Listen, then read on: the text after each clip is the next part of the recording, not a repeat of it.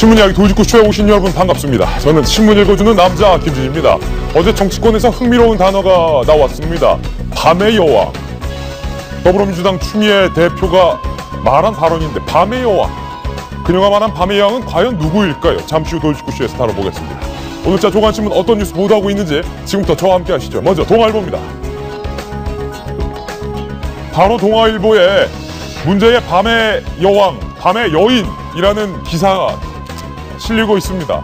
재벌 등골을 빼먹은 밤의 여인이 그러면서 대통령의 밤의 여인이다. 추미애 당대표가 이런 발언을 했는데 과연 추미애 당대표가 의미한 대통령의 밤의 여인 누구이며 이 발언은 과연 적절한지 잠시 후 다뤄보겠습니다. 다음 질문입니다. 이번엔 한국일보입니다. 삼성전자가 비상입니다. 갤럭시 노트 7 야심작인데 생산을 잠정 중단키로 발표하면서 전 세계 시장이 왈칵 뒤집어졌습니다. 삼성 갤럭시 노트 7 이유를 알 수 없는 폭발 현상, 결국 원인을 구체적으로 파악하지 못했다라는 건데 대규모 리콜에도 불구하고 이 발화의 원인을 잡지 못한 삼성전자, 이 위기를 과연 어떻게 헤쳐나갈지 잠시 후 다뤄봅니다. 다음 질문입니다. 삼성전자뿐이 아닙니다. 현대자동차가 에어백 결함을 알면서도가 중요한데요. 알면서도 쉬쉬해온 정황으로 검찰에 고발을 당했죠. 국토부가 고발을 했습니다. 그런데 이번엔 국토부가 현대자동차에 문제가 되고 있는 엔진을 전면적으로 조사하겠다라고 나섰습니다. 현대차가 세타2 엔진이라는 이 문제의 엔진 때문에 미국에서는 동일 차종 그리고 동일 엔진에 대해서 리콜 조치와 보상 조치를 해줬는데 왜 국내 소비자들에 대해서는 쉬쉬하고 있느냐라는 의혹에 대해서 국토부가 면밀히 들어보겠다 이렇게 밝힌 겁니다. 삼성전자와 현대자동차 다른 의미로 각각 위기를 맞았습니다. 다음 질문입니다. 요즘 김영란법 때문에 소위 쫀 사람들이 너무 많습니다. 저 역시 조금 쫄아 있습니다. 그런데 어제 국회에서 시원한 사이다 발언 나왔습니다. 그건 김영란법이 아니다. 캔커피법이다. 카네이션법이다. 희화화됐다고 권익위가 문매를 맞았습니다. 이럴 경우에는 이게 적용되느냐라는 질문에 대해서 권익위원장조차 답변을 할 수가 없었습니다. 국민권익위원장도 답변을 못할 만큼 아리송한 법 문제 있는 거 아닌가요? 다음 질문입니다. 이번엔 한겨레 신문인데요. 돌리면 나옵니다. 한겨레 신문 1면입니다. 어제 미국 대선 2차 토론회가 있었죠. 결과가 나왔습니다. 진흙탕 몰고 간 트럼프. 유권자들은 최악의 토론이었다. 힐러리도 최악, 트럼프도 최악이었다. 더군다나 트럼프는 빌 클린턴과 관련된 여성들을 대동하고 어제 토론회장에 등장을 했다는데 과연 두 사람 중 누가 우세했을까요? 잠시 후 공개하겠습니다. 다음 질문입니다. 이번엔 서울신문입니다. 화제의 인물 린다 김 씨가 또 이름을 올렸습니다. 신문에. 그런데 이번엔 마약 투약 혐의로 구속이 됐습니다. 얼마 전 폭행과 사기 혐의에 이어서 이번엔 커피에 필로폰을 타서 마셨다. 같이 마신 남성도 있었다라고 하는데 린다 김 씨의 마약 투약 혐의 잠시 후 다뤄봅니다. 다음 신문입니다. 이번엔 중앙일보인데요. 역시 돌리면 나옵니다. 삼성전자 갤럭시 노트 7 생산을 중단했는데 불이 나서 바꿔줬는데 그 교환품까지 불이 났다는 겁니다. 사진처럼. 도대체 원인이 무엇이냐? 삼성전자 내에서도 명확히 규정을 하지 못한 것 같습니다. 이게 배터리의 설계 결함이냐? 아니면 특정 기능이 과부하된 것이냐? 갑론을박 분분합니다. 잠시 후 다뤄보겠습니다. 네, 오늘도 정말로 많은 뉴스 중에서 여러분이 꼭 아셔야 할 중요한 뉴스만을 치열하게 골랐습니다. 시청자 여러분께서는 지금 고품격 뉴스 토크 신문 이야기 돌직구쇼를 시청하고 계십니다.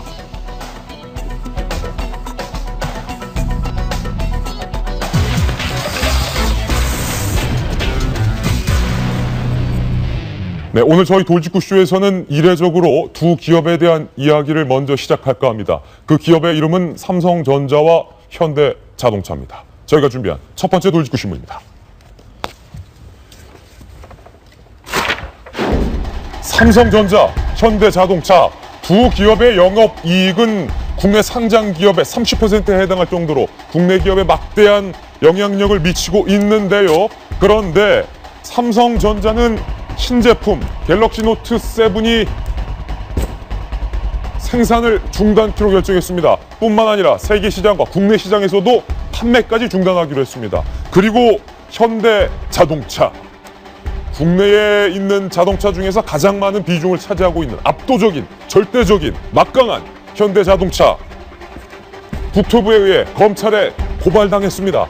두 기업의 위기, 오늘 저희 도직구쇼에서 준비를 했습니다.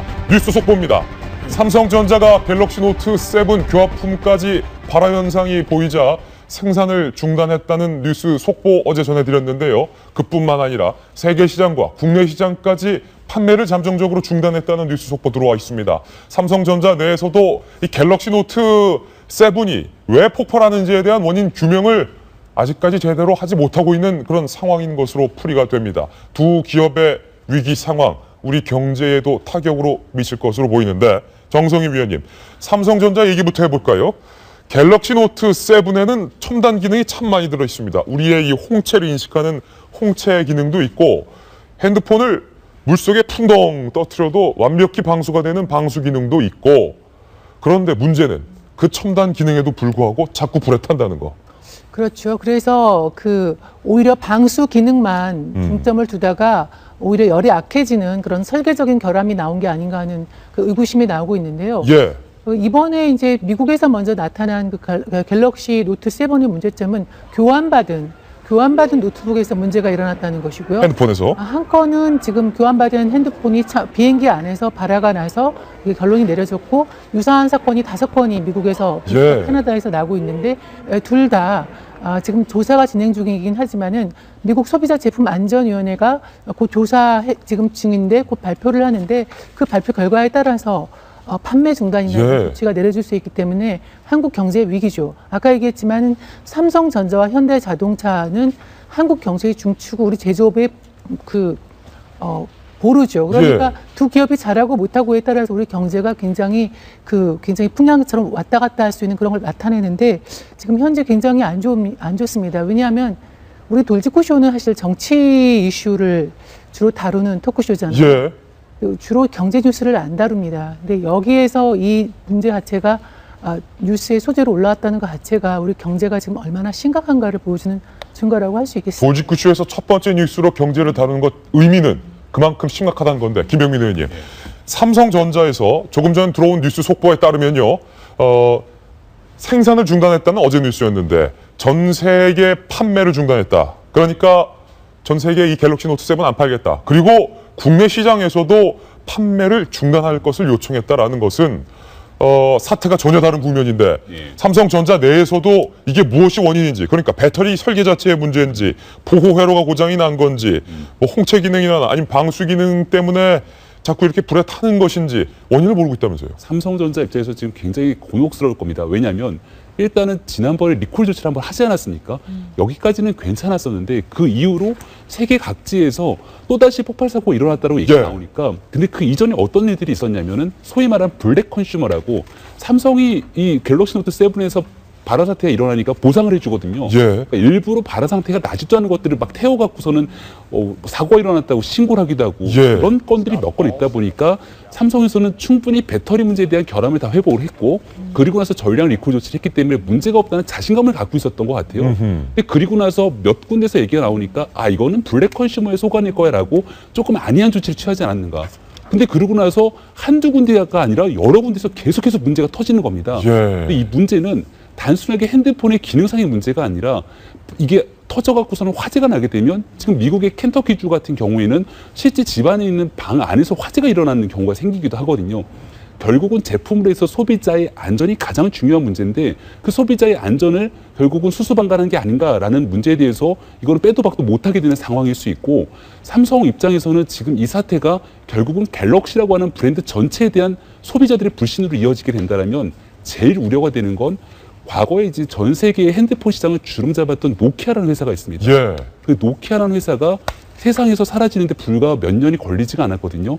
삼성전자가 그나마 애플이 점유하고 있는 전 세계 스마트폰 시장에서 유일하게 어깨를 견주면서 나란히 움직일 수 있을 정도의 회사인데, 국위 선양하고 있었거든요. 선양하고 있죠. 삼성 말고 다른 회사는 전 세계에서 애플에 대항할 수 있을 만한 그런 경쟁력을 갖고 있는 회사가 거의 없다고 보방했습니다.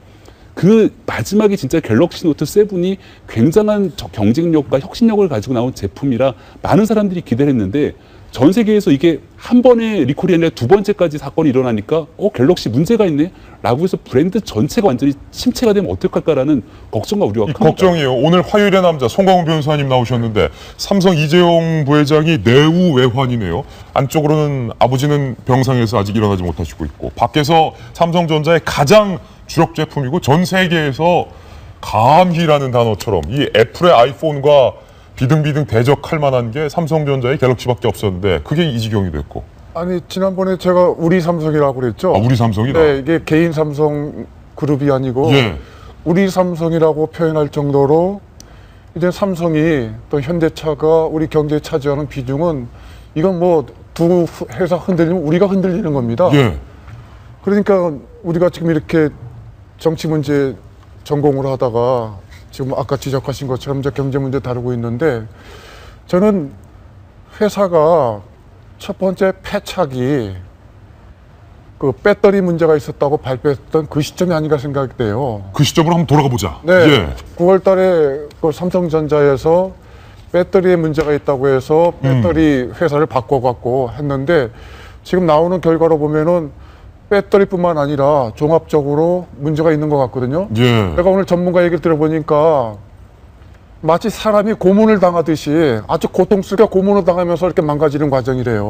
휴대폰이 불에 탄다는 건. 네. 그러니까 굉장히 안에서 복잡한 일이 일어나면서 아주 총체적으로 문제가 생기는 건데 이 고문을 받듯이 핸드폰이 고통을 받고 있다. 네. 기술적인 문제를 적어도 1단계 그렇게 배터리 문제가 됐을 때 종합적인 그 분석하고 기술적인 분석을 했다면 이런 일이 없거든요. 그러면 과연 그런 삼성에 문제가 얼마든지 있을 수는 있는데 그거를 닥쳤을 때 그걸 수습하는 능력이 그게 좀 근본적인 좀 의문을 갖고 있거든요. 지금 미국도 그렇고 우리 국가표준원도 리콜에 대해서 다시 조사하겠다고 하는데 제가 보기엔 거기도 좀 늦을 것 같아요. 왜냐면 거기도 실패했거든요. 거기도 배터리라고 해갖고 리콜 명령을 했는데 지금 보면 그것도 잘못된 결정이거든요. 이렇게 보면 미국의 그 소비자 그 이 단체의 그 기술 그 결과도 제가 보기엔 그렇게 쉽사리 선뜻 나오지 않을 것 같아요. 이번에는 현대자동차 얘기 한번 해볼까요? 현대자동차의 문제는 삼성전자와는 조금은 결이 상당히 결이 좀 다르다고 볼 수 있는데 윤태곤 실장님 자동차에 대해서 잘 아시니까 현대차가 계속해서 문제가 좀 많은 것 같아요. 엔진이 멈추거나 고속 주행 중에 핸들이 잠기거나 라는 문제 때문에 미국에서 한국에 판매됐던 소나타가 동일 엔진으로 리콜을 해주고 보상을 해줬는데 국내에서도 똑같은 엔진, 똑같은 자동차에 판매를 했는데 뭐 리콜이나 보상을 안 해주고 있다가 이번에 국토부가 엔진 문제 한번 들여다보겠다. 뭐 고발을 하죠. 고발까지 했어요. 사장을 극히 이례적이죠. 우리나라가 사실 대기업을 뭐 정부가 너무 봐준다 이런 식으로 욕을 많이 먹는 나라잖아요. 정경유착 이런 단어도 있지 않았습니까? 근데 이제 장관이 실무 책임자도 아니고 CEO급에 대해서 고발 조치를 한다는 것은 그건 개인에 대한 거라기보다는 사실 법인에 대한 고발이죠. 이건 심각한 문제인데 현대차의 입장은 미국 공장에서 생산된 제품만 그렇고 한국에 있는 거는 미국 공장에 생산된 게 아니기 때문에 문제가 없다라는 입장인데 근데 실제로 문제가 발생을 하고 있는 거고요. 현대차에 대해서는 고질적인 문제가 있지 않습니까? 현대차가 글로벌 기준으로 해서 기술력이 낮은 회사는 절대 아닙니다. 근데 제가 지적하는 고질적 문제는 국내 시판용하고 수출용하고 항상 뭐가 다른 거 아니냐. 뭐 에어백도 다르고 뭐 이제 자동차 강판이라고 하죠. 바깥에 이제 철판에 대한 안전 기준도 다른 거 아니냐라는 의구심이 계속 있었고 현대는 계속 지속적으로 그건 오해입니다라고 했는데 뭐 여러 가지 실험을 통해 가지고 오해인 것도 있었지만 사실인 것도 있었고. 그러니까 내수용이랑 수출용의 퀄리티 품질이 달라도 너무 다르다. 그러니까 이제 국내에서는 독점적 지위를 유지하고 있기 때문에 한국 소비자를 봉으로 하느냐 뭐 이런 논란이 있어요. 살 거 어디 있냐 이런 식으로 해서 좀 말하자면 갑을 관계가 바뀌었다라는 건데 지금은 그렇지가 않지 않습니까? 워낙에 차량의 해외 수입차들도 뭐 관세 장벽이 많이 무너져 있는 상황이기 때문에 경쟁 상황이고요. 그리고 삼성이든 현대든 이런 문제를 조금 지적하고 싶어요. 이 두 회사 모두 이제는 추격자가 아니거든요. 세계 시장에서 뭘 선도해야 되는 거기 때문에 뭐 남이 하는 거 보고 따라가고 이런 식으로는 할 수 없다는 거죠. 삼성의 이제 문제 같은 경우에도 저는 뭐 이런 거 약간 긍정적으로 보는 게 있는데 옛날에는 애플이 뭘 만들면은 따라가고 했는데 요즘은 애플보다 먼저 만들려고 하다가 이제 사태가 발생했고 현대차 같은 경우에도 이제는 뭐 자율주행 자동차나 전기 자동차 하면 패러다임이 확 바뀌는 거고 이걸 선도해야 될 입장이지 따라가면 안 되는 건데 그러기 위해서는 소비자 신뢰가 제일 중요한 거 아니겠습니까? 당장의 뭐 영업이익률 1% 2%보다 그 부분에 대해 가지고 깊이 한번 생각을 해야 될 것 같아요. 제가 알기로 윤태호 실장님 이번에 딸 출산해서 차 구입하셨는데 현기차 안 사고 쉐보레차 구입하셨는데 이런 퀄리티와 어떤 품질에 대한 신뢰 문제도 영향이 미쳤습니까? 아이고 뭐 그렇게까지는 제가 뭐 현기차 싫어서 그런 건 아니고요. 알겠습니다. 뭐, 이수경 칼럼니스트. 네. 그런데 현대자동차는 조금 괘씸한 측면이 좀 있는 것 같아요.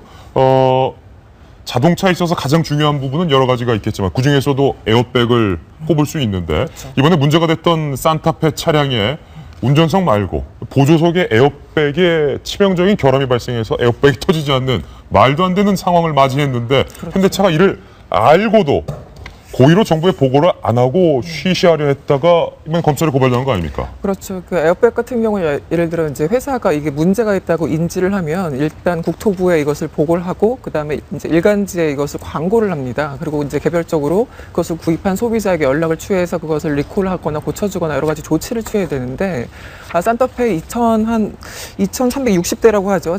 작년이래요. 작년 6월 2일과 3일 사이에 그 생산된 6,000대가 넘는 2,300대가 넘는 이 차에 대해서 문제가 있다, 에어백에 문제가 있다는 걸 알고 그 당시 이제 상당 부분 수거해서 좀 고쳐주고 리콜 조치를 했다고 합니다. 그렇지만 이미 1년하고 3개월이 지난 시점에서 이제 와서 지금 이것을 뭐 보고하고 얘기했다는 것 자체는 기본적으로 이제 법을 위반한 거고요. 법 위반 전에 사실은 이거는 생명과 관련된 거잖아요. 도의적인 문제인데. 그런 거죠. 어제도 이제 에어백 특히 이제 아이를 가진 사람들은 그 아이를 앞에 그 뭐라 그러죠? 그 아기들 앉히는 카시트를 이제 외국 사람들은 주로 뭐 앞에 두는 경우도 많고 우리나라 사람들은 주로 이제 카시트를 뒤에 놓는 경우도 많은데 그래서 이 에어백을 어디에 어떻게 설치해야 되느냐 여러 가지 뭐 이렇게 조사를 한 그런 어떤 다큐멘터리 같은 프로그램도 이제 봤었는데 기본적으로 생명과 직결된 문제에 있어서는 물론 엔진도 중요하고 에어백도 다 중요한 거지만 기본적으로 해야 될 것도 제대로 못 지키고 그 내수 어떤 시장에서 자신들의 어떤 그 수익만 올리려고 하는 어떤 대기업들의 전형적인 고질병이 아닌가라는 생각이 들고요. 여기에 대해서 좀 적절한 조치가 필요해 보입니다. 저도 현대기아차, 우리 정 의원님도 현대기아차, 김병민 의원님도 현대기아차. 그러니까 마음은 같을 거예요. 그래도 뭐 외제차도 좋지만 기왕이면 국내 경제에 영향력을 미치고 있는 국내 기업 걸 좀 밀어주자라는 마음으로 현대기아차를 타고 있는 건데 김병민 의원님, 그런데 기업이 이런 소비자의 순수한 마음을 악용하면 절대 안 되는 문제인데 이번 현대차의 문제는 그 부분과 관련이 있는 것 같아요. 천벌받습니다, 정말. 천벌받는다. 저희가 1980년대부터 아버지가 진짜 그 옛날 포니부터 시작했고 저희 집은 늘 현대차만 탔어요. 현대차만. 엑셀, 엘란트라. 엑셀, 엘란트라. 구구절절합니다. 예, 소나타 구구절절하죠. 산타페. 이런 정말 현대차, 기아차가 기술력이 없던 시절부터 대한민국 국민이 있었기 때문에 지금의 글로벌 현대 기아가 있는 거고요.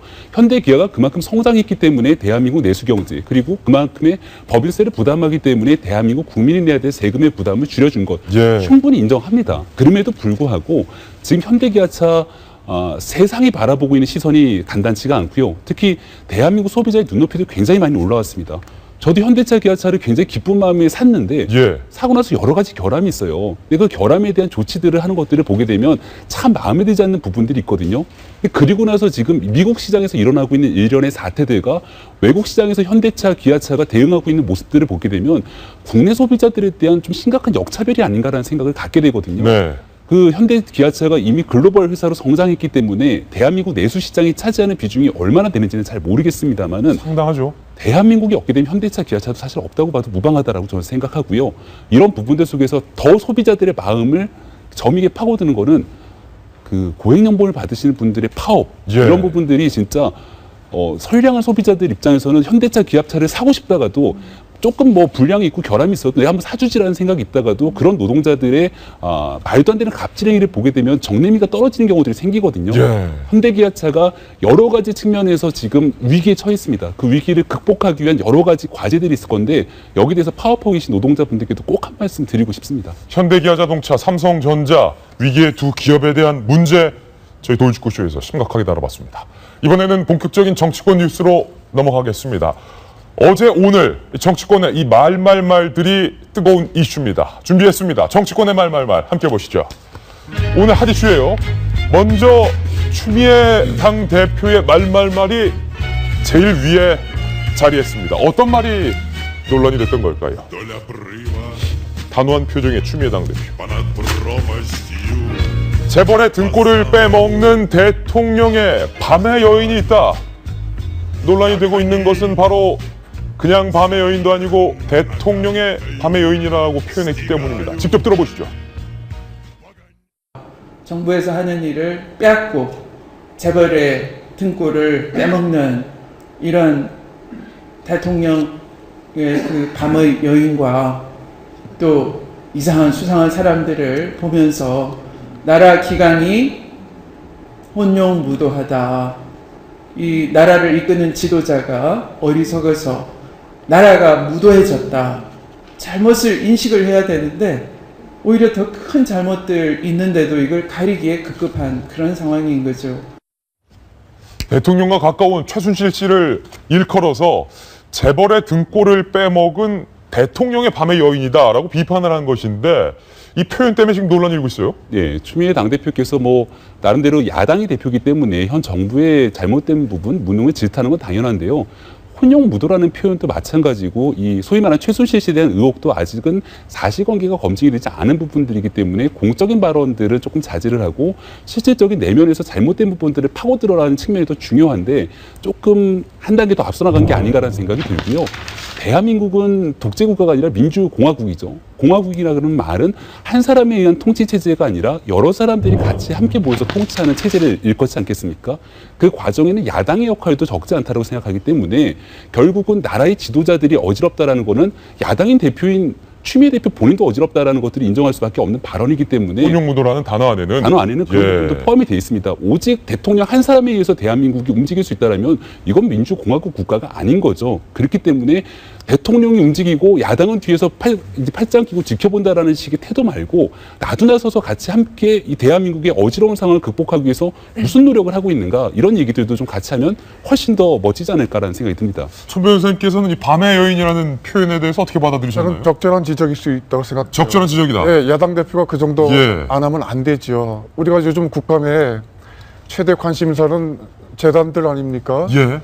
그 원칙 안 지키고 반칙하면서 계속 양파 껍질 벗기듯이 나오거든요. 지금 미르재단, 네. K재단. 최근에 이제 실감 나는 그 버전이 경청 회장이 포철 그 이사회 가서 왜 그 다른 문화진흥재단도 있는데 하필 또 재단 만들어서 이렇게 한 30억씩 걷느냐 이 회의록이 있는데 그것도 늘어나게 됐었어요. 예. 그러면 그 대목만 갖고 우리가 해석을 하면은 재벌들은 돈을 내고 싶지 않았었죠. 그런데 또 재벌들이 또 다른 재단은 돈도 거의 또 안 냈어요. 그런데 유독 이 두 재단만 어찌어찌 해서 그냥 그렇게 한 700~800억 걷지 않았습니까? 그거는 그 실세가 지금 두 사람 최순실 그다음에 차은태 이 두 사람으로 이제 좁혀져 있고 그다음에 이제 그 밑에 이제 또 위에는 대통령 뭐 지시가 있느냐 없느냐 그 의혹이 있기 때문에 당연히 그 부분은 야당 대표로서 나는 정확한 지적이고요. 오히려 국정감사에서 증인이 채택돼서 이럴 때 국정감사 하는 거거든요. 증인 채택 안 되고 하는 이 자체가 오히려 우리가 좀 더 좀 관심을 가져야겠죠. 네. 그러니까 저는 이 재벌 등골 빼먹고 요 문장이 귀에 쏙 들어오더라고요. 재벌의 등골을 빼먹었다. 아까 우리가 삼성 현대 이야기도 한참 했지만은 이게 저는 그렇게 생각해요. 이 대기업들에 대해서 품질이라든지 이런 규제 같은 거는 철저하게 하고 이제 엉뚱한 돈은 안 걷어야 될 거 아닙니까? 근데 뭐 법인세를 낮춰주니 뭐 높여주니 이런 이야기 하지 말고 뭔 재단 만든다 돈 내라 뭐 한다고 돈 내라. 이정현 대표가 얼마 전에 제가 깜짝 놀란 게 정경련이 1년에 좋은 일 한다고 3조씩 걷는데 예. 그게 뭐가 문제냐. 준조세가요, 법인세 한 54% 된다. 그건 정경련 발표에서 저는 약간 과장돼 있을 거라고 생각하는데 54%까지는 모르겠고 한 몇십 프로는 되는 게 분명하거든요. 이명박 정부 때도 오늘 조간신문에 나왔지만은 은행권에서 펀드를 한 4천억을 조성했는데 그 돈을 쓸 데가 없어가지고 돈을 그냥 쟁여놓고 있다는 거 아닙니까? 정권 말에 해가지고 이런 식으로 해서는 안 되는 것이고 그게 첫 번째 잘못인데 두 번째로는 그거에 이제 선두권에 서 있다고 지금 지목받는 사람들이 어떤 뭐 사회적 공감대나 합의나 아니 그래 뭐 저 사람 정도면은 그런 데 대해서 전문성이 있으니까 할 수 있겠지라고 생각을 받지 못하는 분들이 앞쪽에 서 있으니까 네. 문제 아니겠습니까? 정성희 위원께서 이 최순실 씨에 대해서 취재를 하신 걸로 알고 있는데 그 왜 추미애 대표가 밤의 여인이라는 표현을 썼을까? 쓸데없는데 제가 좀 고민도 했는데 뭔가 대낮에 드러내놓고 만나는 사이는 아닌데 뭔가 어두운 해가 졌을 때 만나는 어떤 사적 관계다. 뭐 이거를 은유하는 건가요? 어떤가요? 밤의 여인이라는 그 말 자체가 풍기는 것이 그 야당 대표가 대통령을 향해서 비판하는 그 내용으로 저는 좀 과하다고 생각이 적절치 않다. 저는 과하다는 생각이 들고요. 최순실 뭐와 그 우리 박근혜 대통령의 관계는 정말 40년 전으로 거슬러 올라가는 예. 사이, 친자매 같은 사이 아니겠습니까? 그러니까 이제 친자매 같은 사이로서 대통령도 개인이기 때문에 누구랑 친하고 친하지 않게 지낼 수 있을 겁니다. 그런데 이제 문제는 우리가 얘기했지만 그것이 개인적인 관계가 공적인 영역으로 들어왔을 때 그래서 공적인 영역에서 아까 말한 뭐 재벌의 뭐 손을 비틀어서든 뭐든 그렇게 뭐 공적인 사회로 또 돈을 걷고 이랬을 예. 경우에 이제 위법 사항이 있을 것인가 하는 거에 대해서 관심인데 그거는 저는 그렇게 생각합니다. 아까 그 현 변호사 말한 대로 국회에서 지금 진상 조사를 하거나 아니면은 좀 더 나가가지고 검찰 수사를 했을 때 밝혀져야 될 부분이라고 생각합니다. 그렇지만 그거와 무관한 그래서 그런 거에 대해서 여당이 협조하는 거는 필요한데 거기에서 아직은 드러나지 않은 의혹을 가지고 그 사람의 어떤 인신에 대해서 인신 공격하는 인신에 대해서 저렇게 예. 아주 부정적인 레데를 붙여서 얘기하는 거는 좀 품위가 없다, 네. 적절하지 않다 그런 생각이 들어요. 정치권의 말말말. 첫 번째는 바로 대통령의 밤의 여인이었고요. 두 번째 말말말은 이 말입니다. 또 추미애 당대표가 주인공인데 장본인인데 대선 지면 한강에 빠져 죽어야 된다. 그러자 문재인 대표가 내가 먼저 한강에 빠져야 된다. 서로 지금 한강행을 예약을 했는데 이 칼럼 뭐 배수진 뭐 그런 말 있지 않습니까? 네. 물에 빠져들 각오로 이기겠다 이 전쟁을 뭐 그런 절대적인 각오인데 또 애꿎은 한강을 박원순 시장이 수돗물은 죄가 없다고 하지만 한강은 죄가 없습니다. 그러니까요. 아니 그 우리나라 대선 시계가 너무 빨라지는 예. 것 같다는 느낌이 계속 듭니다. 그러니까 지금 그 대선을 앞두고 특히 대세론을 앞세우고 있는 문재인 후보나 문재인 벌써 제가 후보라고 하죠? 후보 맞죠 뭐 사실. 네, 사실상 예. 후보인데. 자 그러면 문재인 전 대표 그리고 추미애 대표가 서로 한강을 가겠다. 네. 직접 들어보고 얘기 듣겠습니다. 그럴까요? 네. 국민이 요즘 여론조사하면은 60%가 정권 교체해달라입니다. 60% 지지를 받는데 우리가 지면 어떻게 되겠습니까? 다 한강에 가서 빠져야 되겠죠. 네, 낯들고 다닐 수가 없겠죠. 네, 그런 각오로 열심히 하고 있습니다.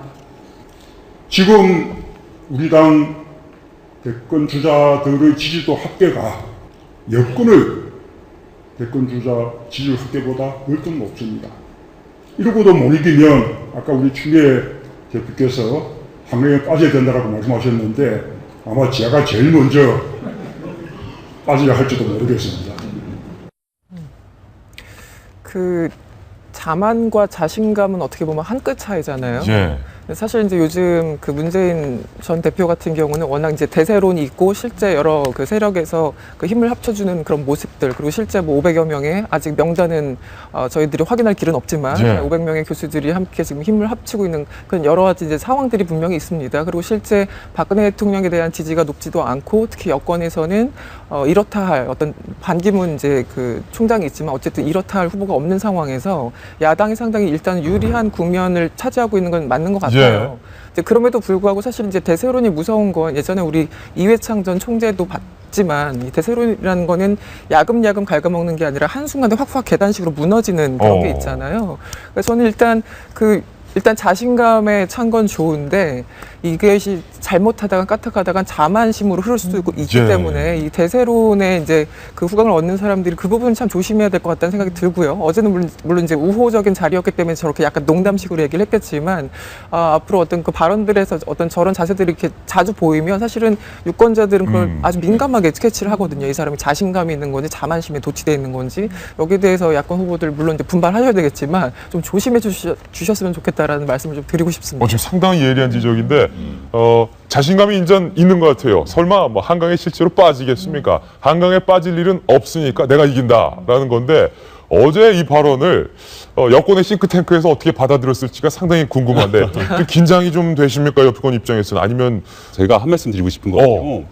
그 60%가 국민 여론조사라면 정권을 교체해달라고 한다라고 했는데 국민 여론조사를 해서 더불어민주당으로 정권 교체를 원하십니까? 라고 물어봤을 때 과연 60%가 나올지 6%가 나올지 몇 %가 나올지는 아무도 모르는 거거든요. 그러니까 정권 교체를 희망한다라는 건 현 정권에 대한 불만이 있다라는 거고 역대 대한민국 어느 정부든지 간에 정권 말기에 가서 대통령의 지지율이 높게 나온 경우들이 거의 없었기 때문에 그 불만 사항에 대한 표출인 건데 만약 이런 외부적인 상황이 좋음에도 불구하고 더불어민주당에 대한 정권 기대도가 높게 나오지 않는다는 건 더불어민주당 자체도 큰 문제가 있다는 걸 반증하는 거거든요.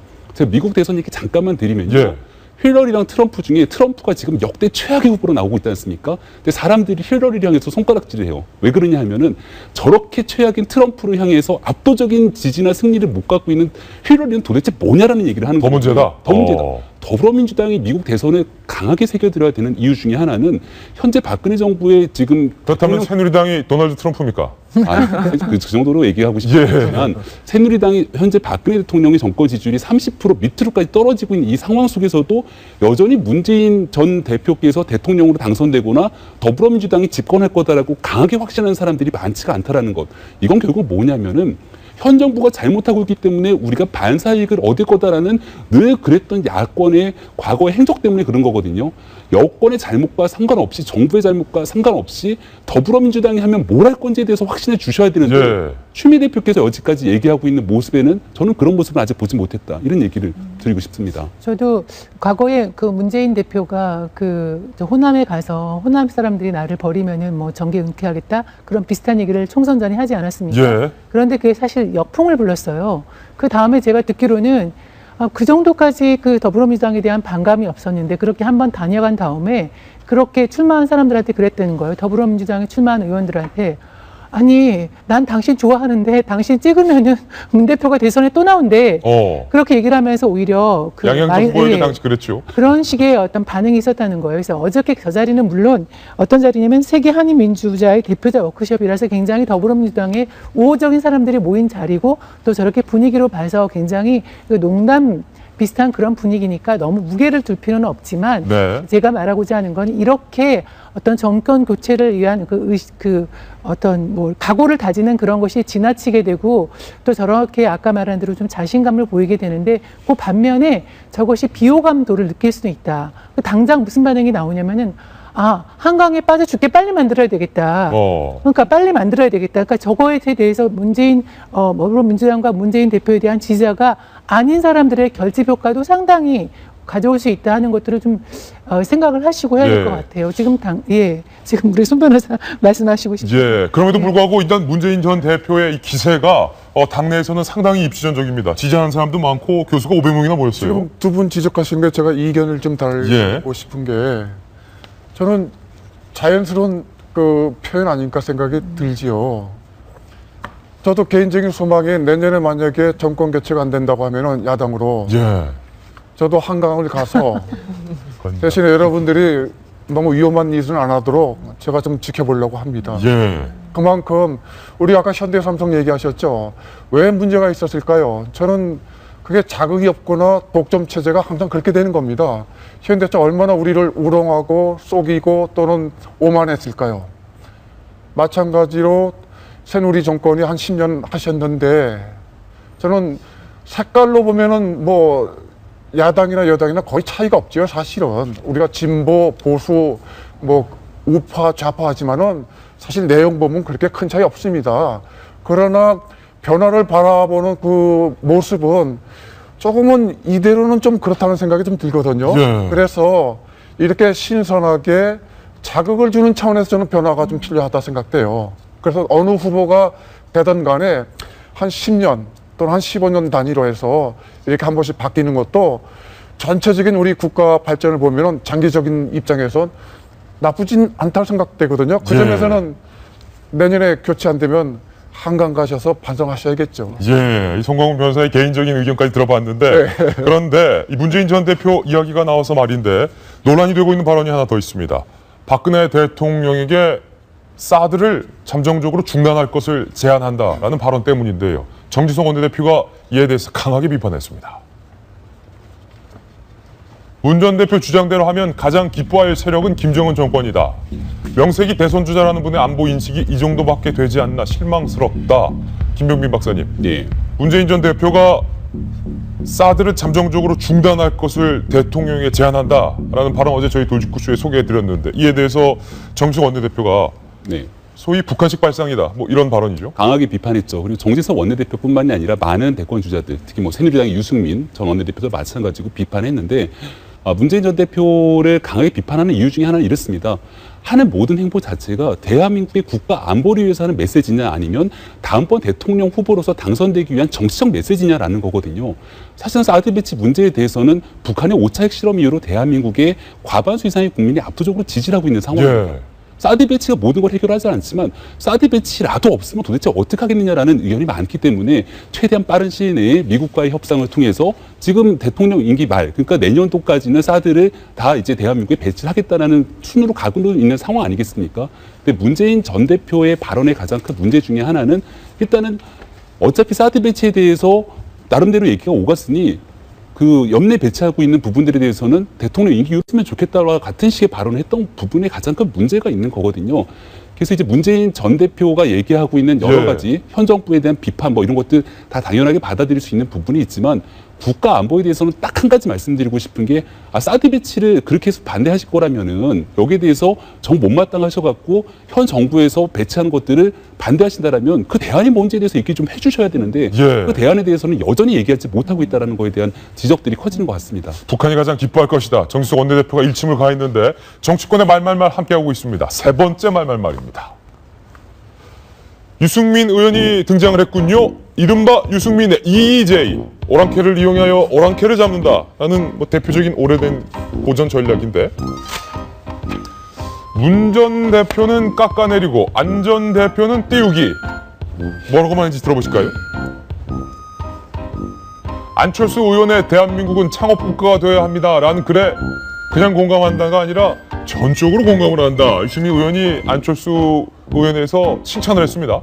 안철수 의원께서 그동안 주장해왔던 공정성장에서 벗어나 창업국가를 말하기 시작한 것을 높이 평가한다. 유승민 의원이 안철수 의원을 비행기를 그냥 상공 500m까지 띄웠습니다. 그런데 정반대의 글이 나왔어요. 문 전 대표의 국민 성장론은 성장해법이 아니라는 점에서 아쉽다. 성장의 열매가 국민 개개인에게 돌아가는 국민 성장도 기존의 소득주도 성장을 벗어나지 못한 분배론일 뿐이다. 문 전 대표에 대해서는 유승민 의원이 굉장히 깎아내렸는데 이 칼럼 이게 고도의 전략인데 안철수를 당기고 문재인을 미는 것. 뭐 여차하면 비박주자인 유승민 의원이 안철수 의원과 손을 잡을 수도 있다. 뭐 이런 것까지 생각하면 제가 오버한가요? 그 예전에 그러니까 오히려 유승민 의원보다 안철수 전 대표가 예전에 한 달 전쯤인가요? 이제 뭐 남경필, 유승민 이런 뭐 김부겸 이런 의원들 이름을 이제 적시하면서 내겨오라, 함께 할 이랬죠. 수 있다라고 했고 그때 이제 김병민 의원이 택도 없는 소리다 말씀을 하셨죠. 예. 그런데 어쨌든 어제 이 워딩을 보면 저는 기본적으로 유승민 의원의 그러니까 정치인 유승민에 대해서 분석을 예전에 글을 쓰기 위해서 좀 분석을 해본 적이 있는데요. 그러니까 이분은 분명히 정치인이죠. 그런데 이제 정치적인 목적만으로 얘기하시는 분은 아닌 것 같아요. 그러니까 저는 지금 긍정적인 평가를 하고 있는 겁니다.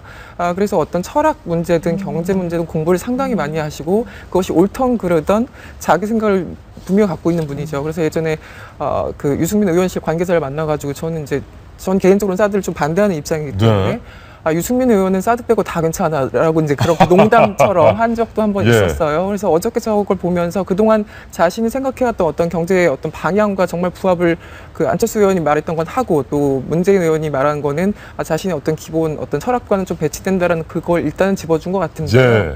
그럼에도 불구하고 정치인이 저런 워딩을 할 적에는 맥락을 깔지 않을 수는 없겠죠. 한 자락 뭔가 깔렸을 네. 것이다. 만약에 반대로 안철수 의원이 저 소득주 그 국민 성장을 얘기했고 문 전 대표가 반대로 뭐 창업 국가를 얘기했다면 과연 저렇게 장문의 글을 저렇게까지 올렸을까라는 생각이 예. 분명히 들고요. 그 일부 이제 언론에서 이제 분석하는 게 그런 거죠.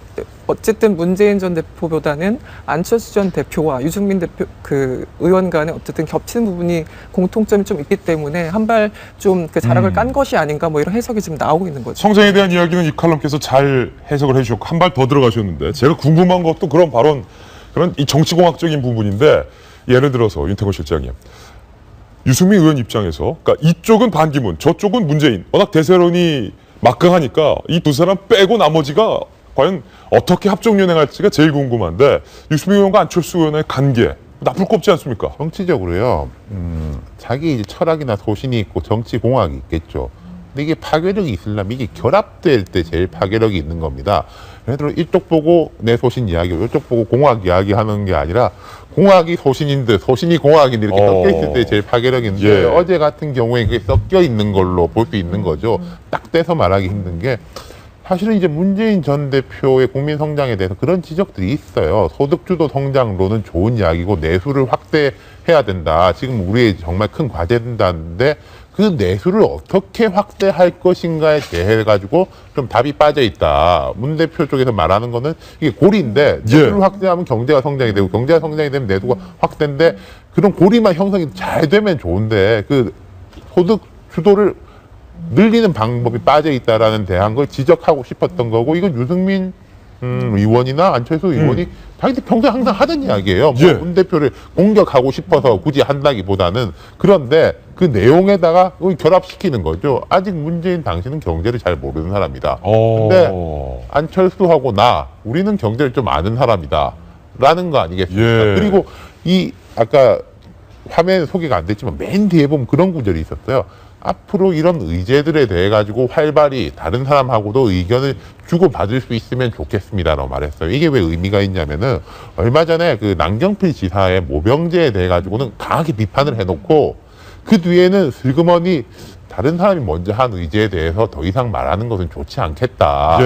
그러면서 발을 뺐어요. 근데 이건 이제부터는 참전 선언이라고 볼 수 있어요. 참전 선언이다. 어허. 그리고 이런 경제 이런 거를 이렇게 쭉 깔아놓는 것은 반기문 총장에 대한 이제 간접적인 견제고 문재인 전 대표뿐만 아니라 이런 거죠.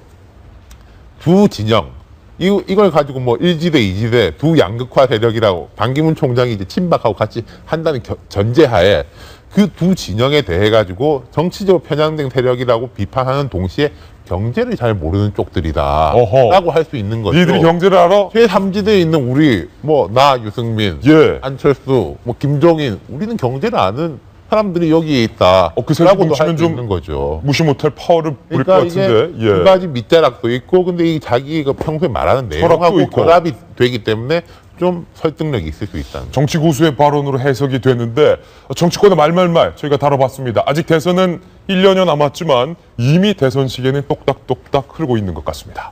이번엔 저희 도지구쇼에서만 만날 수 있는 코너 속의 코너입니다. 신문 속 사람들의 동행을 살펴보는 신사동 그 사람입니다. 오늘 신사동 그 사람, 첫 번째 그 사람을 직접 만나보시죠.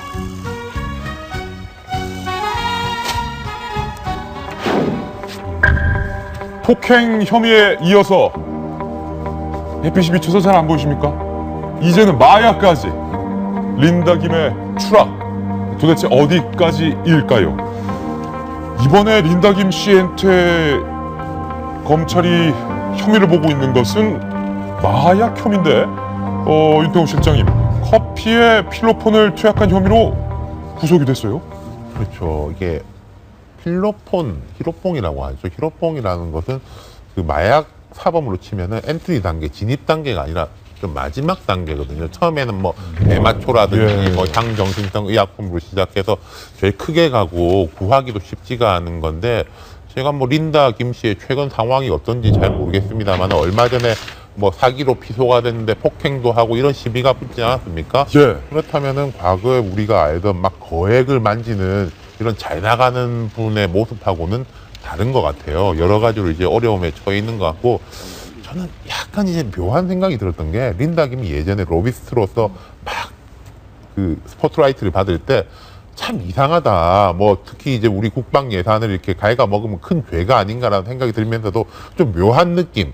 이 여성의 몸으로서 굴지의 이제 방산업체들과 이 거래를 터가지고 세계를 누비니 이런 모습을 보고는 또 약간 또 좀 대단하다라는 이게 양가적인 감정이 교차했거든요. 그래서 뭐 관련된 드라마 같은 것도 나오고 그랬는데 지금 이렇게까지 좀 추락한 것 같아서 아쉽네요. 예, 경찰의 반응 한번 보겠습니다. 린다 김 씨가 커피에 필로폰을 타서 투약한 혐의로 구속이 됐는데요.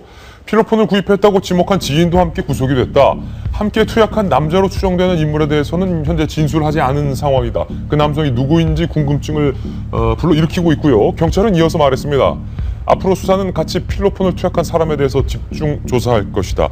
정성희 위원님, 린다 김, 저도 만나서 몇 번 인터뷰를 해봤습니다만 뭐 입지전적인 인물이었죠. 나쁘게 보는 의미도 있고 뭐 대단하게 보는 의미도 혼재되어 있는데 연예인이었어요. 앨범까지 냈어요. 그런데 연예인이 최초로 무기 로비스트라는 정말 미지의 세계에 뛰어들어서 이스라엘 기업의 무기 로비스트로 활동을 해서 우리 국방 시장을 교란하기까지 했던 그 인물 아닙니까? 2000년도에 저도 이 사건을 취재를 했습니다. 직접적인 게 아니라 이제 지원을 나가서 이제 가족 관계나 이런 것들을 취재를 했었는데 당시에 굉장했었죠. 우선은 뭐 저렇게 남다른 미모도 있었지만 또 당시 이양호 국방장관과 이 보낸 또 연서 그런 것 때문에 굉장히 화제가 되지 않았습니까? 그래서 정말 한 나라를 들었다 놨다 한 그 무기 로비스트로서 이른바 연애 편지. 예. 그 어디였죠? 그 산타바바라에서 뭐 그대와 함께한 아침을 해서 그때 산타바바라를 처음 알았습니다.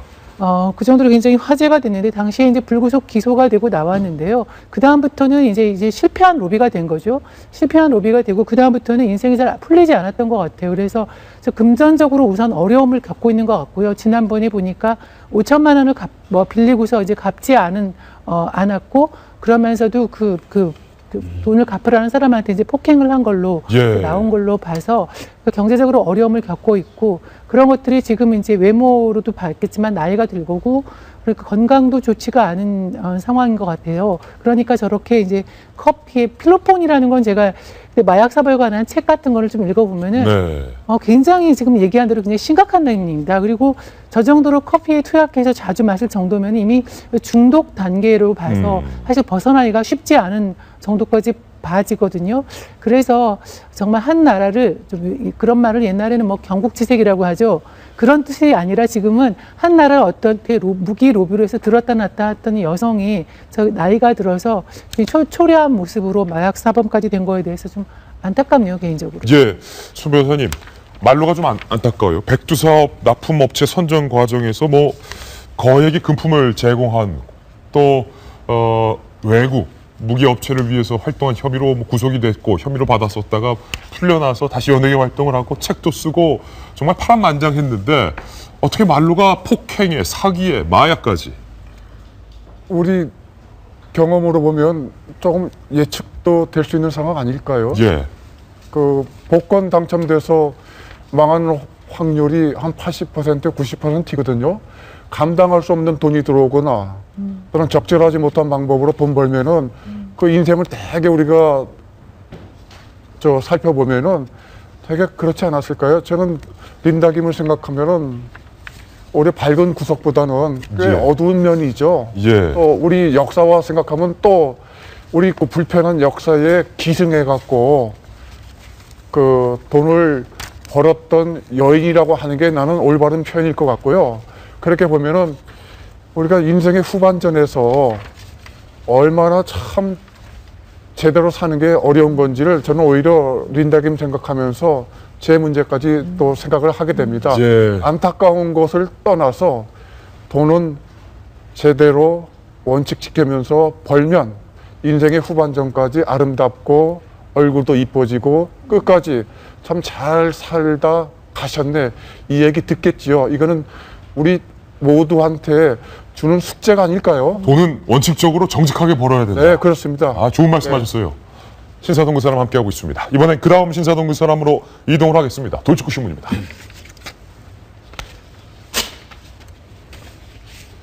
조영남 씨가 이렇게 말했습니다.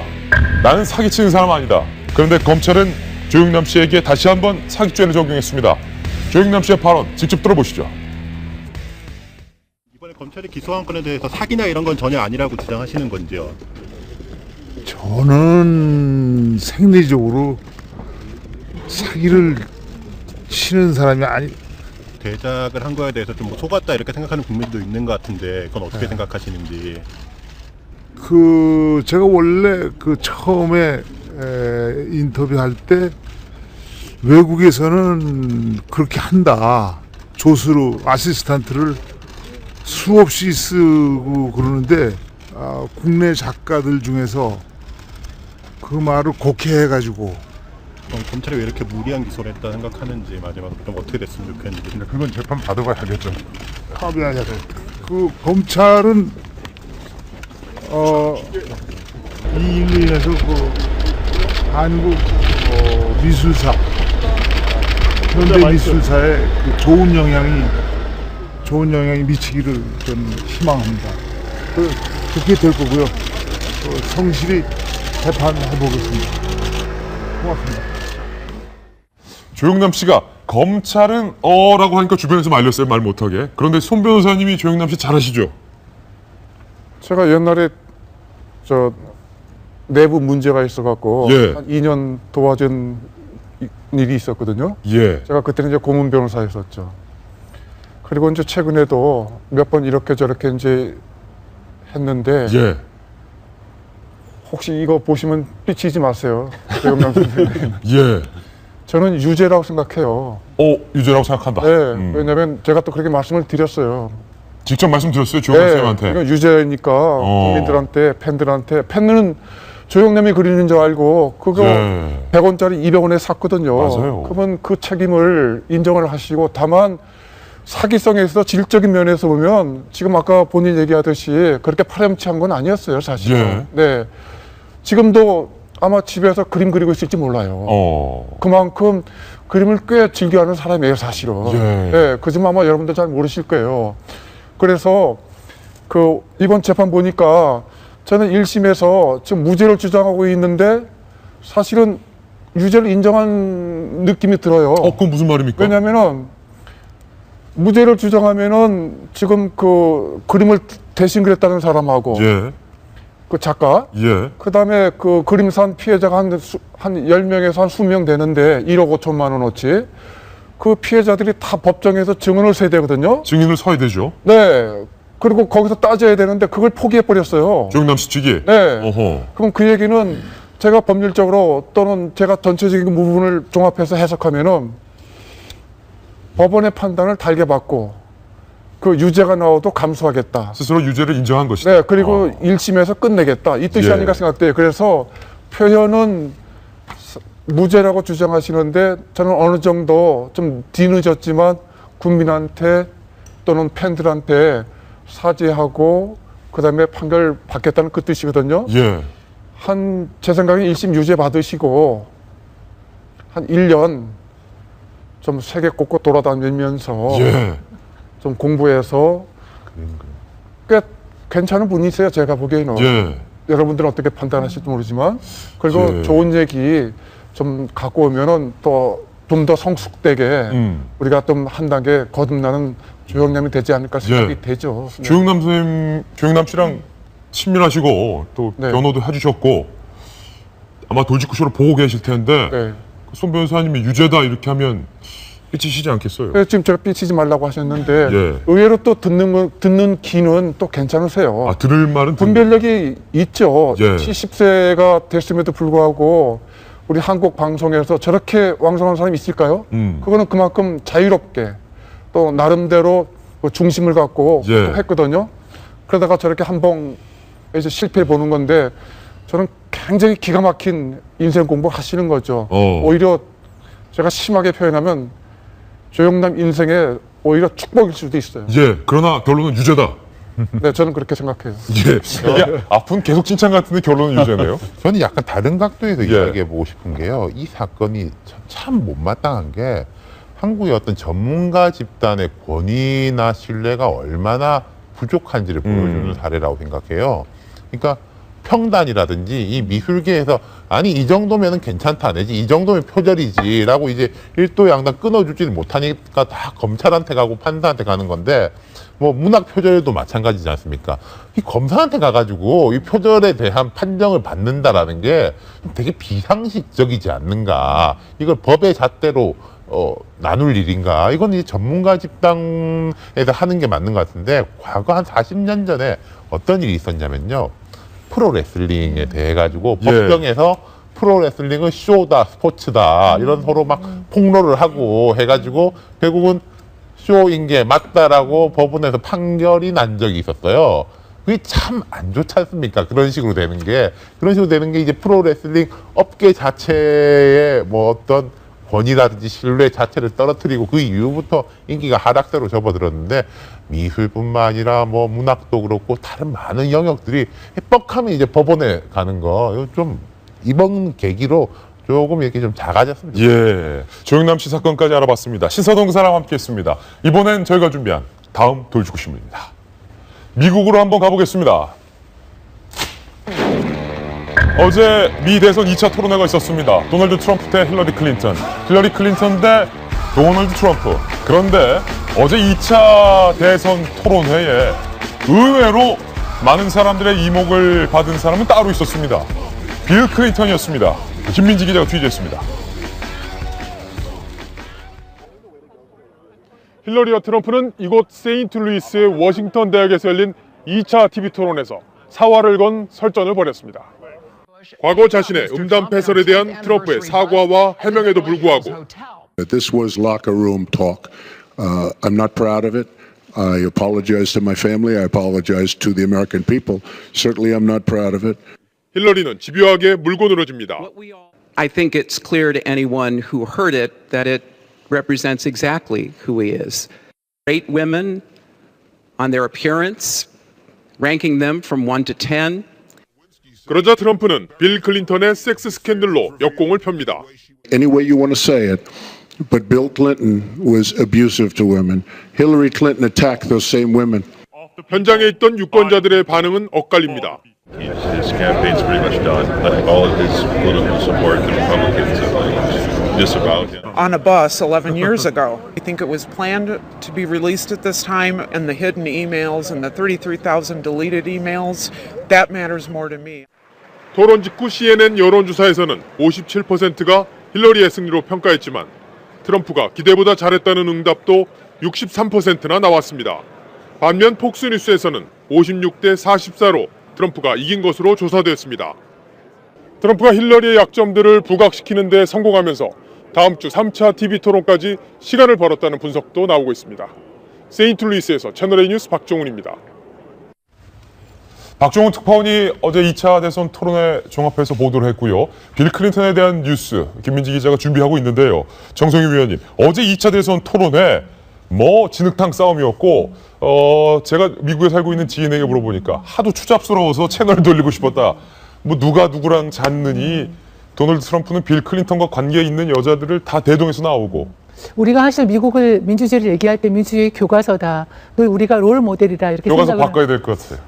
얘기를 했는데 어저께는 그 토론은 정말 그 폴리티코가 얘기를 했죠. TV 토론 사상 가장 추잡한 토론이었다. 우리 흔히 하는 말로 정책과 비전, 미국이 앞으로 어떻게 나아갈 것인가에 대해서 얘기한 것이 전혀 없었고요. 상대방에 대한 성추문과 그다음에 그 공격, 인신 공격, 말꼬리 잡기 이런 걸로 점철된 그 최악의 암울한 토론이었습니다. 근데 이제 특히 지금 얘기가 좀 이따 나올지 모르겠지만 저는 이게 서로에 대한 어떤 뭐 그 빌 클린턴 대통령을 포함한 섹스 스캔들에 대한 얘기가 아니라 저는 이 부분을 주목하고 싶은데요. 어저께 트럼프가 힐러리를 향해서 이메일 스캔들 얘기를 하면서 내가 대통령이 너면 널 감옥에 보낼 거다. 오, 충격 발언했어요. 얘기를 했는데 내가 대통령 되면 힐러리 당신 감옥 갈 거야. 이거는 좀 굉장히 심각한 걸로 받아들이는 것이 권력은 사유하는 것이 아니거든요. 우리가 미국 대통령을 뽑을 때도 마찬가지지만 이렇게 해서 상대방의 어떤 자기와 붙었던 상대방에 대해서 감옥을 보내겠다 미국에서 이것은 어떤 권력의 사유라는 측면뿐만 아니라 정치 보복이라는 측면에서 정말 미국의 민주주의 시계를 거꾸로 돌리는 그런 발언이라고 생각하고요. 미국 언론도 아마 이것을 심각하게 다루고 있는 것 같습니다. 네, 다시 한번 미국 상황 불러보겠습니다. 김민지 기자, 빌 클린턴이 왜 주목을 받은 거죠? 토론회장의 딸 첼시와 함께 들어서는 빌 클린턴. 자리에 앉아 얘기하면서도 왠지 모를 긴장감이 엿보입니다. 예상대로 트럼프는 성추문 카드를 꺼내들고 If you look at Bill Clinton, far worse, minor words, and his was action. 심각한 표정의 클린턴에게 공격을 계속합니다. But Bill Clinton was abusive to women. Hillary Clinton attacked those same women and attacked them viciously. 트럼프는 토론 직전 클린턴에게 성폭행당했던 여성들과 기자회견을 하고 방청석에도 초대했습니다. 자신의 음담패설 논란을 클린턴의 성추문으로 물타기를 한 겁니다. 여기에 트럼프는 최근 클린턴이 최대 우군인 오바마 대통령의 건강보험제도를 비난한 것을 비슷한 어투로 따라합니다. Obamacare is a disaster. You know it. We all know it. 한때 친했던 두 사람은 진흙탕 싸움이 끝나고 멀찍이 떨어졌고 홀로 토론회장을 빠져나간 빌 클린턴은 어쩌면 힐러리보다 더 힘든 90분을 보냈습니다. 채널A 뉴스 김민지입니다. 이스캔 칼럼니스트. 네. 도널드 트럼프의 동영상이 11년 전 동영상이 공개가 됐어요. 그 동영상 내용에는 차마 입에 담을 수 없는 이 여성에 대한 거의 성폭행성 발언이다. 미 언론들은 그렇게 표현을 했는데 여성의 신체 일부를 묘사하든가 아니면 내가 유부녀를 향해서 어떻게 하려고 했는데 그걸 못했다. 입맞춤을 하는데 못했다. 그런 동영상이 공개가 돼서 홍역을 치를 줄 알았는데 이게 웬걸. 빌 클린턴에게 성폭행을 당했다라고 주장했던 여성들을 대동했어요. 어제 전 토론을 이번에는 제대로 보지 못했는데요. 이제 발표된 뉴스를 보고 느꼈던 게 두 가지예요. 이 나라는 그래도 표현의 자유가 확실하게 보장되는구나 라는 것과 또 하나는 참 긍정적인 사람이에요.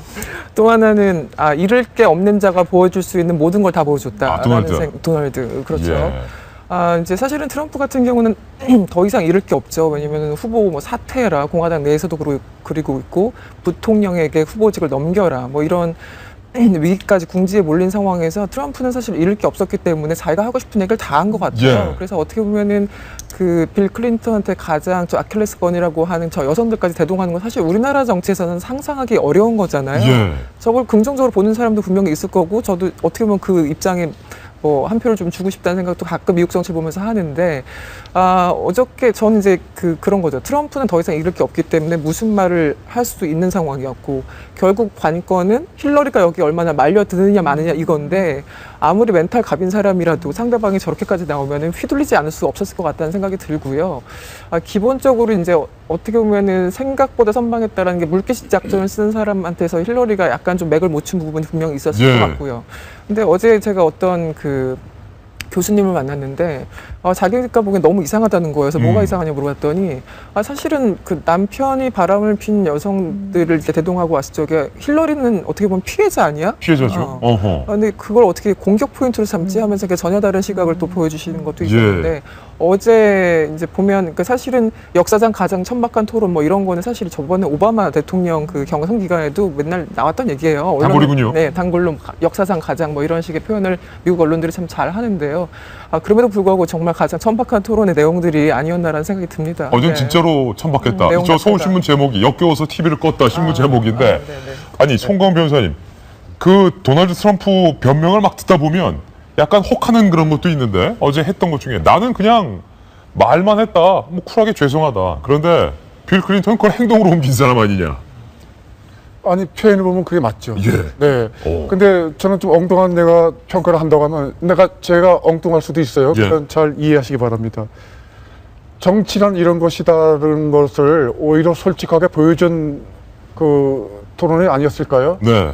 겉은 그럴듯하게 겉은 신사적으로 협정하고 악수하고 서로 웃지만 사실은 속내를 보면은 온갖 음모와 술수와 따지고 보면 또 범죄까지도 있을 수 있거든요. 그게 미국 정치만 그럴까요? 세계 어느의 정치가 다 그렇죠. 오죽하면 그 마키아벨리는 또 정치는 하여튼 수단 방법 가리지 말라고 했을까요? 예. 역사적으로 정치라는 게 우리의 살림살이를 그 다루는 참 필요악 같은 것이어서 이게 우리가 미국 정치에 대한 환상을 가졌을지도 모르죠. 하우스 오브 카드를 보셨나요? 저는 제일 재밌게 봤습니다. 왜 재밌게 봤을까요? 굉장히 실감나고 현실에 와 닿았죠. 음모하고 대통령이 범죄도 저지르고 어떻게 대통령이 범죄를 저지를 수 있을까 하는데 얼마든지 범죄는 아니더라도 그렇게 뒤에서는 우리가 알 수 없는 일은 온갖 것이 인간의 모든 군상이 나타나지요. 한 달 뒤에 선거 끝나면 어떨까요? 역사상 가장 훌륭한 대통령, 역사상 가장 능력 있는 대통령으로 이제 또 칭찬할지 모릅니다. 이게 예. 정치지요. 예, 미 대선 소식까지 살펴봤습니다. 이번엔 신문 속 사람들의 동향, 신사동 그 사람, 아껴놨던 한 명의 그 사람이 남아 있습니다. 과연 그 사람은 누구일지 지금 바로 공개합니다. 우병우 수석 국감 출석을 결국 거부했습니다. 청와대는 민정수석이 언제 나간 적 있냐라고 말을 했지만 그것은 사실관계와 다릅니다. 민정수석도 국감에 나온 적이 있었습니다. 그러나 굳이 나올 필요 없다라는 건데 우병우 수석의 증인 출석을 두고 여야의 공방을 벌였던 내용을 직접 들어보시죠. 지난주 내내 야당의 무책임한 정치 공세, 근거 없는 허위폭로로 국정감사장이 정쟁의 장이 되었습니다. 정말 안타깝습니다. 이번 주에도 야당은 허위폭로 정쟁국감을 예고하고 있습니다. 정치공세용 허위폭로용 증인 채택에는 결코 협조할 수 없다는 말씀을 드립니다. 지금까지 수없이 많은 증인 채택 문제로 여야가 실랑이 있었지만 이번 국감처럼 집권당이 진실을 감추기 위해서 모든 상임위에서 철저히 증인들의 채택을 막고 있는 이런 행태는 처음입니다. 청와대를 보호하기 위해서 완전히 홍위병으로 전락한 그런 모습이라고밖에는 말할 수가 없습니다. 그런데 여기서 한 가지, 새누리당의 정지석 원내대표의 발언이 과거와 바뀌었습니다. 지난 9월 정지석 원내대표는 이렇게 말했었는데요. 우 수석은 특별한 사유가 없는 한 반드시 국감의 증인으로 출석해야 한다. 정지석 원내대표가 우 수석 문제에 대해서는 비교적 단호한 입장이었습니다. 그런데 이제는 야당의 정치 공세용이다, 허위 폭로용이다, 증인 채택에 결코 협조할 수 없다. 정지석 원내대표의 말이 바뀐 맥락이랄까요? 속 사정이 있는 걸까요, 윤 실장님? 글쎄요, 속 사정을 모르겠고 제가 최근 새누리당에 대해서 조금 비판하고 싶은 게 뭐 어느 정도는 받고 어느 정도는 버텨야 되는데 전부 다 안 된다는 거거든요. 예를 들어 가지고 국정감사하고 직접 관련이 없습니다만 이게 가습기 살균제 청문회 연장에 대해 가지고도 안 된다. 뭐 이것도 안 된다, 저것도 안 된다라고 하니까 뭐 너무 수세적인 게 아닌가 싶고, 그리고 이제 민정수석 이야기에 대해서는 김진 앵커 말한 대로 과거에 이제 출석한 전례가 있습니다. 문재인, 전해철 두 민정수석이 출석을 했었어요. 그리고 현 정부 하에서도 김기춘 비서실장 시절에 김영한 민정수석한테 당신이 나가가지고 그때 무슨 문건입니까? 정윤회 문건 사건에 대해 가지고 이야기해라라고 하니까 김영한 수석은 난 모르는데 나한테 뭘 이야기하라고 하냐라면서 사표 쓰고 나갔어요. 이거는 그러니까 현 정권에도 그거와 상반되는 사례가 있었다. 그리고 또 이석수 특별감찰관 때도 뭐 의혹 가지고 사표 수리 안 된다. 처음에 우수석한테 그래놓고 이 사람은 국정감사 증인 나갈 거 하니까 안 되고, 이게 아마 앞뒤가 전혀 이제 안 맞는 상황이고, 그리고 뭐 관례와 관행을 이야기하는데 관례와 관행은 분명히 말씀드린 건데 법과 제도보다 아래에 있는 겁니다. 법 제도보다 아래에 있고 서로가 이제 공감대가 형성이 될 때 관례와 관행인 거지, 나 혼자 생각한다고 해가지고 그게 무슨 관례와 관행입니까? 뭐 이런 식으로 국정감사만 넘기면 된다라고 생각하는 사람이 과연 누군지 저는 요즘 특히 정진석 원내대표한테 약간 실망스러워요. 저도 합리적인 분이었는데 이 청와대의 이번 태도에 대해서는 상당히 공감을 할 수 없는 게, 한 사람의 기자로서 김백무 의원님, 우병우 수석의 문제를 지적했던 사람들, 우병우 수석의 문제에 대해서 대통령에게 털고 가야 한다라고 진정성 있는 충심을 했던 사람들은 뭐 이석수 특별감찰관을 포함해서 다 나가 떨어지고 정진석 원내대표마저 입장이 바뀌는 듯한 느낌을 요즘 계속 받습니다. 그 우병우 민정수석에 대한 문제가 너무 지리하게 길게 끌고 있죠. 그리고 거기에 대해서 좀 기대감을 갖고 있었던 거는 검찰이 어찌됐든 이석수 특별감찰관과 같이 지금 수사가 진행 중인 사건이기 때문에 수사가 하루빨리 정리가 되고 나면 박근혜 대통령께서도 청와대에서도 우병우 수석을 정리하겠구나라는 생각을 갖고 있었던 여권 인사들이 많이 있었거든요. 이정현 당대표가 얼마 전에 단식을 하는 과정에서도 얘기하면서 대통령께서 때가 되면 그만둘 겁니다라고 얘기를 하지 않았습니까? 우수석이. 우병우 수석이 정리를 할 겁니다라고 얘기했는데 지금 돌아가는 현안들을 보게 되면 과연 우병우 수석이 정리될 것인가에 대해서 의구심을 갖는 사람이 너무나 많다라는 거죠. 거기에 대한 명쾌한 해답이 있다라면은 지금 여기에 대한 국감 증인 출석 문제에 대해서도 그렇게 민감하지는 않을 텐데 현재로서는 여권 입장에서 방어할 만한 특별한 논리가 없지 않는가라는 얘기 좀 드리고 싶고, 두 번째는 정진석 원내대표 얘기를 하셨는데 여권의 기류가 지난번 국회 국정감사 보이콧 이전과 이후로 상당히 많이 바뀐 부분들을 볼 수 있는데요. 정진석 원내대표 같은 경우에도 과거 같은 경우는 낀박이라는 표현을 쓰면서 당내에 특별한 세력이 없기 때문에 강하게 소신 발언을 해왔었는데 지난번 국정감사 보이콧 이후로는 소위 말한 강경파 입장에서 굉장히 많은 편을 드는 발언들을 하게 됩니다. 사실 원내대표이기 때문에 의원들 129명의 의견을 받아서 얘기하는 게 맞긴 맞습니다. 근데 129명 중에 과반이 넘는 사람, 지난번 의원총회 결과를 보니까 강경한 입장이 있는 사람들이 많기 때문에 원내대표 입장에서는 그 의견을 받아서 전달할 수도 있다고 보지만 저는 여기에서 정진석 원내대표가 좀 선택을 하셨으면 좋겠어요. 선택을 하라. 30시간의 법칙으로 불렸던 김무성의 길을 선택할 건지 아니면 원내대표 시절에 소신 발언에서 소위 말해 쫓겨났던 유승민의 길을 선택할 건지. 김무성이냐 유승민이냐 선택하라. 그 결과가 어땠습니까? 30시간의 법칙으로 끊임없이 얘기를 했지만 나름대로 세력이 없기 때문에 밀려서 한 번 밀리고 두 번 밀리고 세 번 밀렸던 김무성 전 대표, 지금 대권 주자로서 입지는 전혀 찾아볼 수가 없는 상황이 됐고요. 정말 눈물겹게 힘들게 쫓겨나고 결국 공천까지 받지 못해 무소속이 출마했지만 유승민 원내대표의 길은 어땠습니까? 그러니까 저는 정진석 원내대표가 비록 129명의 의원들이 뽑아준 원내대표라서 여기에 소신 발언했을 경우에 본인에게 해가 될 수 있는 정치적 입지가 흔들릴 수도 있는 그런 위험이 있겠습니다만은 정진석 원내대표께서 원래 보여주셨던 소신의 길을 좀 걸을 필요가 있지 않나라는 얘기도 좀 드리고 싶습니다. 상당히 멋진 말이에요. 김무성이냐 유승민이냐 둘 중에 하나를 선택하라. 그렇죠. 앞에서 보여준 그 전임자들이 보여준 어떤 사례가 있기 때문에 정확하게 표현을 해주신 것 같고요. 지난번 그 김재수 장관 해임 결의안 당시 굉장히 시끄러웠잖아요. 그 당시 지난달 23일이었죠. 본회의 때. 그래서 정진석 원내대표가 그 정세균 의장 앞에 가서 국무위원 밥이나 좀 먹게 해달라, 30분이라도 달라 하면서 이제 극렬하게 반발했던 그런 상황, 그 장면을 보면서 여러 가지 맥락이 있겠지만 저는 그 동영상, 그 화면을 보면서 정 원내대표가 뭐에 쫓기고 있는 느낌이 약간 좀 들었었어요. 뭔가에 쫓기고 있다. 예, 저는 그전에는 여러 가지 자신의 어떤 그 소신 발언 같은 걸 좀 이어갔었는데 그날 보인 반응은 여러 가지 맥락이 있었지만 굉장히 다 안에서 어떤 좀 밀리는 상황이 아닌가? 그렇지 않으면 저렇게까지 반응할까? 약간 좀 의아하다 이런 느낌을 줬었는데요.